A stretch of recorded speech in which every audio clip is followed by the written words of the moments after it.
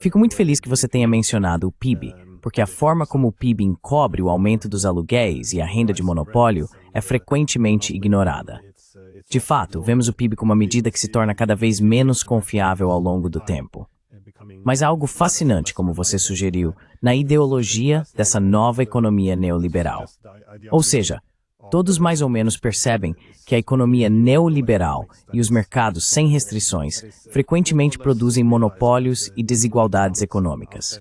Ela oferece menos proteção aos trabalhadores. Isso nós já sabemos. Sabemos que isso pode alimentar problemas sociais. Sabemos que as oligarquias criadas pela ausência de limites aos rentistas levam à instabilidade política quando as pessoas têm menos interesse no status quo, mais polarização política e ainda menos espaço para a democracia.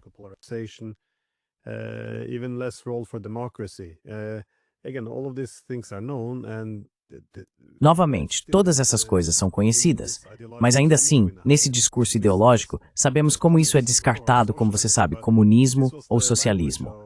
Mas essa era a linguagem de Alexander Hamilton, Henry Clay ou Friedrich List. Então é algo bastante extraordinário. Após esse período de globalização, todos meio que tinham essa ideia, desde o início dos anos 90, de que isso traria harmonia e crescimento perpétuo. No entanto, ao mesmo tempo, todos perceberam que essas forças de mercado sem restrições criariam os problemas que temos hoje. Ainda assim, é bastante extraordinário que, como acadêmicos, não possamos realmente ir a nenhuma universidade no Ocidente onde possamos questionar o papel dos mercados sem restrições. Então, é realmente extraordinário. Mas eu queria perguntar, o que acontece? But I did want to ask though, what happens? Wait, before I can, let me say one thing. What you just use the word market. Espere, antes que deixe-me dizer uma coisa. Você usa a palavra mercado como se o mercado fosse algo universal e objetivo. Todo mercado é moldado por leis, pelo sistema regulatório. Você pode ter um mercado com leis antimonopólio ou antitrust que impedem monopólios, ou pode ter um mercado onde não há leis, ou onde a legislação antitrust simplesmente não é aplicada. Você pode ter um mercado que mantém monopólios naturais como educação e saúde, como serviços públicos, ou um mercado privatizado. Não existe algo como o mercado em si. E então a palavra capitalismo é usada para economias desde muito tempo atrás. Já vi pessoas chamarem a Mesopotâmia e a Babilônia do terceiro milênio de capitalistas, porque as pessoas lucravam com o capital.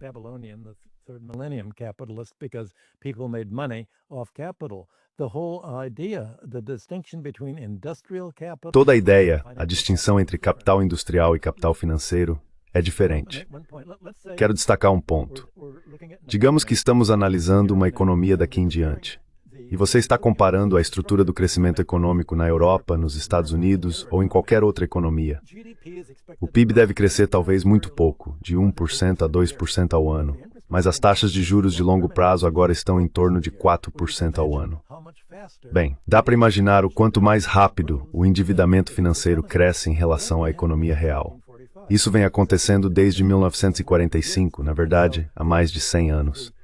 Assim, a acumulação de fortunas financeiras cresce mais rápido do que o valor de custo de todas as fábricas, maquinários, agricultura e comércio, a esse peso financeiro crescente.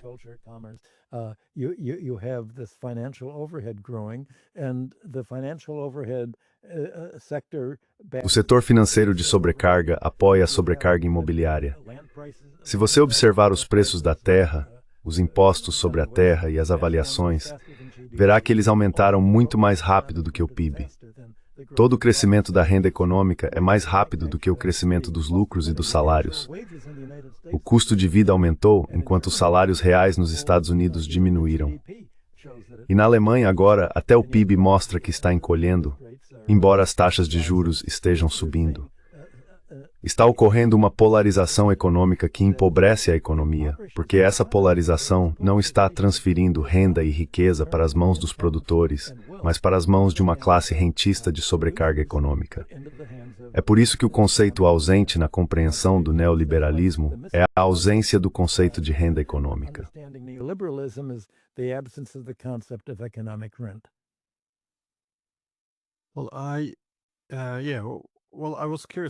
Bem, Eu estava curioso, porém, se isso é mais ou menos previsível. Como chegamos até aqui? O que você vê acontecendo no fim do caminho para esse modelo econômico neoliberal? Porque, como você disse, ele se esgotou. É difícil. Os Estados Unidos, por exemplo, não conseguem competir em um mercado aberto ou livre contra a economia chinesa. E a concentração de riqueza e a busca por renda dentro de várias economias ocidentais se tornaram tão extremas que estão sufocando a possibilidade de crescimento adicional. Mesmo em uma economia movida pelo consumo, a falta de consumo está causando problemas.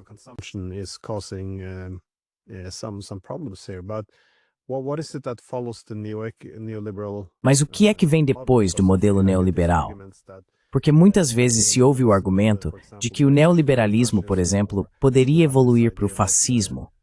Ou existe essa ideia de que, bem, eles poderiam recomeçar do zero, mas seria necessário algum tipo de momento revolucionário, sabe, não de forma comunista, mas algum tipo de colapso para reiniciar. Porque, tradicionalmente, quando há esse tipo de concentração de riqueza, como depois das guerras mundiais, isso tem um efeito de reinicialização. E não, o que tem mais?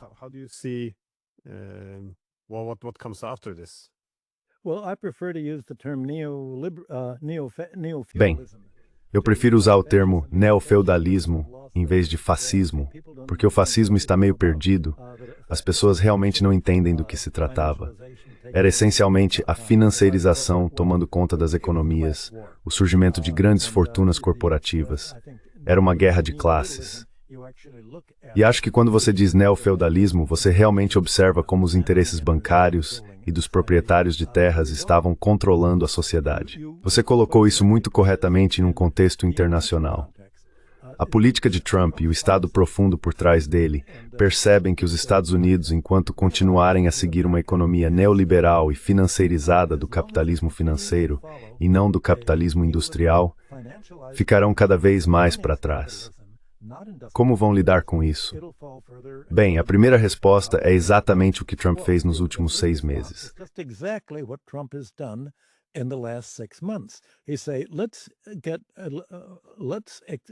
Ele disse: vamos explorar países estrangeiros e fazer com que eles forneçam à economia dos Estados Unidos a renda e a riqueza que não estamos mais produzindo aqui. Foi por isso que ele convenceu von der Leyen e a União Europeia a cederem às exigências de Trump, que a Europa fizesse enormes concessões aos Estados Unidos e estivesse disposta a cometer suicídio econômico para ajudá-los. Para fazer isso, os Estados Unidos precisaram contar com 75 anos de controle diplomático estrangeiro por meio do National Endowment for Democracy, interferindo e se intrometendo nos assuntos políticos europeus, chegando até a assassinar socialistas como Aldo Moro da Itália, quando ameaçavam não apoiar a dominação norte-americana.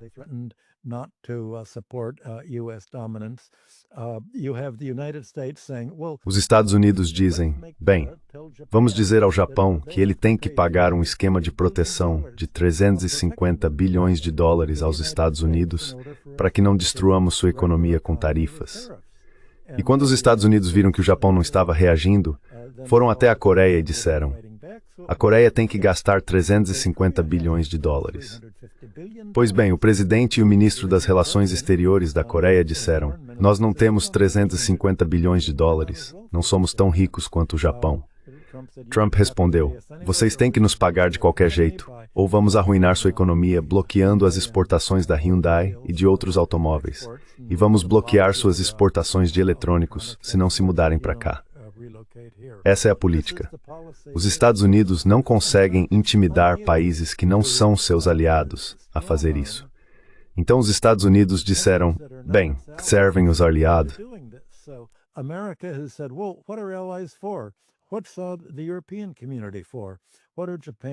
Para que serve a comunidade europeia? Para que servem o Japão, a Coreia, a Austrália, a Nova Zelândia, se não para fazer conosco o que o Império Britânico fez com a Índia e o resto de suas colônias? Eles têm que manter todas as suas economias e excedentes, não mais na Grã-Bretanha, mas agora nos Estados Unidos. Bem, o resultado será uma crescente polarização no exterior. E em algum momento, presumivelmente, a Europa vai dizer, será que realmente queremos empobrecer a Europa, a indústria alemã, gastando 4 vezes mais com gás natural liquefeito dos Estados Unidos do que gastaríamos com o gás russo? O fato é que tivemos que encerrar atividades. Como ficará a Europa sem uma indústria que já não pode arcar com os altos preços de depender dos Estados Unidos?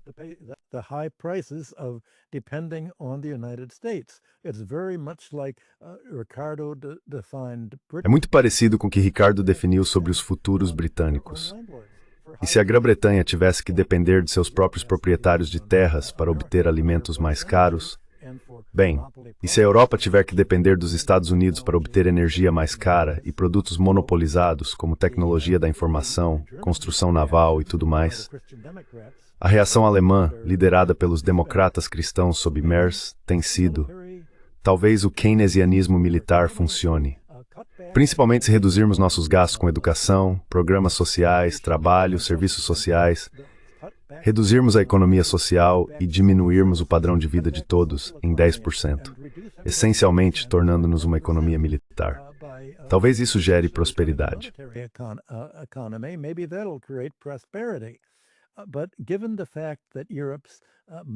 Mas dado o fato de que a filosofia monetária da Europa não é tão progressista quanto a americana, que diz, bem, sempre podemos simplesmente criar o dinheiro para gastar na economia, o Reino Unido está sujeito a, não direi um orçamento equilibrado, mas quase equilibrado, com a restrição de que não se pode acumular uma dívida superior a 5% do PIB. Compare isso com a economia dos Estados Unidos e sua dívida crescente. A Europa está impondo austeridade monetária à sua própria economia, assim como o Fundo Monetário Internacional vem impondo aos países do Sul global nos últimos 75 anos. Mais uma vez, isso é suicídio monetário e financeiro que está levando a um suicídio econômico.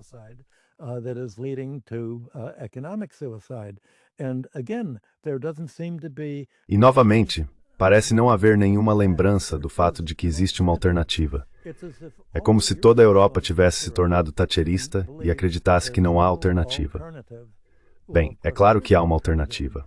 A China mostra que há uma alternativa. Ou o avanço industrial americano no século XIX mostra que há uma alternativa.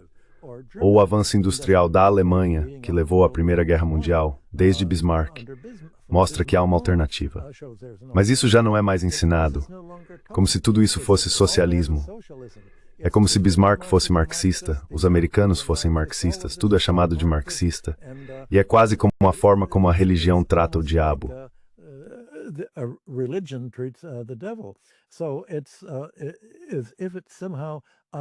Então, se de alguma forma é impensável ter uma alternativa em que você realmente se concentre em reindustrializar a economia, fazendo o que as economias asiáticas bem-sucedidas fizeram, o que a economia americana bem-sucedida fez e o que as economias alemã e britânica bem-sucedidas fizeram, elas evitaram a privatização de monopólios, evitaram a privatização da renda da terra.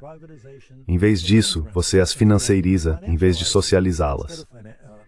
Portanto, se você vai ter uma filosofia econômica e social associal, antissocialista, você vai ter uma filosofia anti-industrial. E é preciso haver conhecimento de uma alternativa econômica. É por isso que reservei essa meia hora no início para explicar que existe todo um corpo de história e pensamento econômico que costumava ser conhecimento comum em todos os livros didáticos.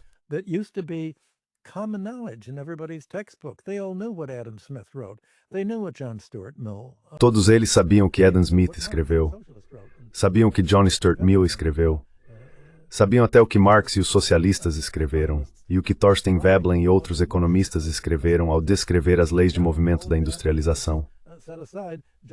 E agora tudo isso foi deixado de lado, substituído por uma análise estatística que afirma ser empírica, mas que se baseia em categorias econômicas que não são um mapa. São um mapa, mas não o território.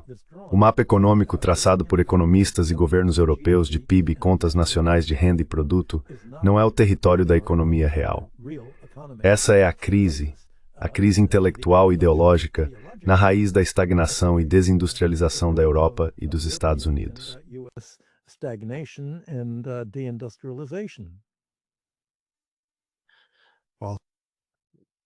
Professor Hudson, thank you so much. Bem, professor Hudson, muito obrigado. Fico surpreso que todos os escritos dos capitalistas industriais tenham sido reduzidos quase a slogans ideológicos. Acho os comentários sobre o PIB especialmente importantes, porque eles mesmos acabam aderindo a isso sempre que comparam diferentes economias. Por exemplo, o slogan comum na Europa, já que agora estamos de fato em guerra com a Rússia, é que os russos têm um PIB do tamanho do da Espanha. Mas ninguém parece relacionar isso com a questão: como explicamos que eles conseguem superar toda a OTAN em produção industrial e ainda mais? Então não, é um excelente ponto. Muito obrigado pelo seu tempo. Eu sempre aprecio isso. Thank you so much for your time. I always appreciate it. Well, I discuss these concepts in Killing the Host. Bem, eu discuto esses conceitos em Killing the Host, que foi traduzido para o alemão como Der Sektor. Os livros são publicados tanto em alemão quanto em inglês, estão disponíveis. E meu outro livro, The Destiny of Civilization, trata inteiramente de como o que vivemos hoje é uma era do capitalismo financeiro, que é antitético ao capitalismo industrial. Antithetical to industrial capitalism. Sim, vou deixar esse link na descrição também. Matando o hospedeiro, como parasitas financeiros e a escravidão da dívida destroem a economia global. Então confira o link e leia, porque parece extremamente relevante nos dias de hoje. Obrigado mais uma vez. Bem, obrigado por me dar a oportunidade de expor meus pontos.